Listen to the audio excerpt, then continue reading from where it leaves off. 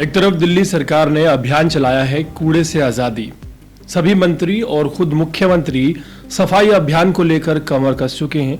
Photo, video, slogan, तमाम तरह के प्रमोशन, लगभग सभी तैयारियां हो चुकी हैं दिल्ली को कूड़े से आजादी दिलाने के लिए।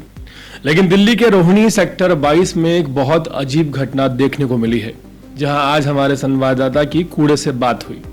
जब हमने कूड़े से पूछा कि दिल्ली की मुख्यमंत्री ने दिल्ली को कूड़े से आजादी मुहिम चलाई है, इस पर आपका क्या कहना है?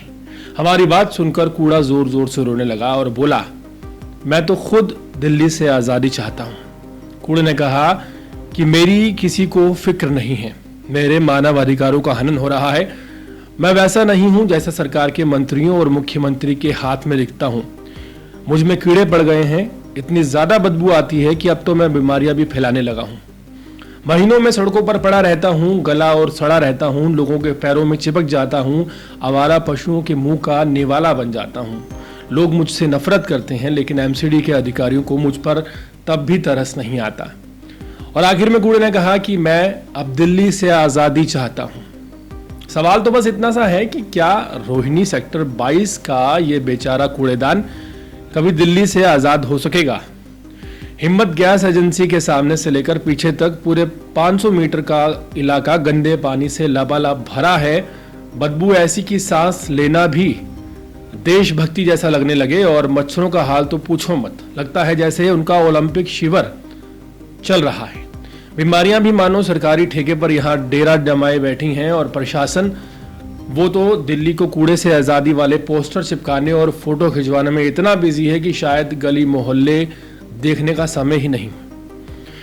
भूल गए हैं कि ये रोहिणी सेक्टर 22 वो जगह है जहां से मौजूदा भाजपा सरकार को वोटों की बारिश हुई थी। और नेताओं का क्या कहना, नारेबाजी वक्त वो ऐसे आते हैं जैसे मोहल्ले का बेटा विदेश से लौट कर आया हो, लेकिन हालात देखने के लिए कोई सामने नहीं आता। सवाल बहुत छोटा सा है, क्या कूड़े को दिल्ली से रोहिणी सेक्टर 22 के कूड़ेदान से आज़ादी मिल पाएगी? रोहिणी सेक्टर 22 में हिम्मत गैस एजेंसी के सामने से लेकर पीछे तक करीब 500 मीटर का इलाका गंदे पानी से भरा हुआ है। इस पानी में ना सिर्फ बदबू आ रही है, बल्कि मच्छर और बीमारियां भी लगातार फैल रही हैं।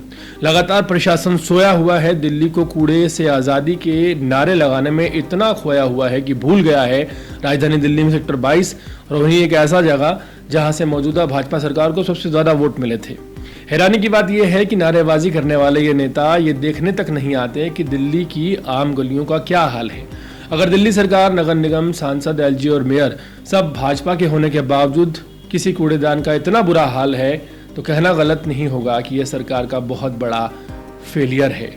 इतना ज्यादा कूड़ा, इतनी ज्यादा बीमारियां, इतना ज्यादा बुरा हाल, और वो भी एक अच्छे इलाके का, सोचने पर मजबूर करता है कि आखिर दिल्ली को कूड़े से आज़ादी, ये जो स्लोगन बार बार कहा जा रहा है, जिसका प्रमोशन किया जा रहा है, इसका वास्तविकता में कोई मतलब है या फिर सिर्फ दिल्ली के मुद्दे दबाने के लिए इस तरह के स्लोगन गढ़े जा रहे हैं? पूरे मामले पर आपकी राय क्या है? कमेंट सेक्शन में जरूर बताएं।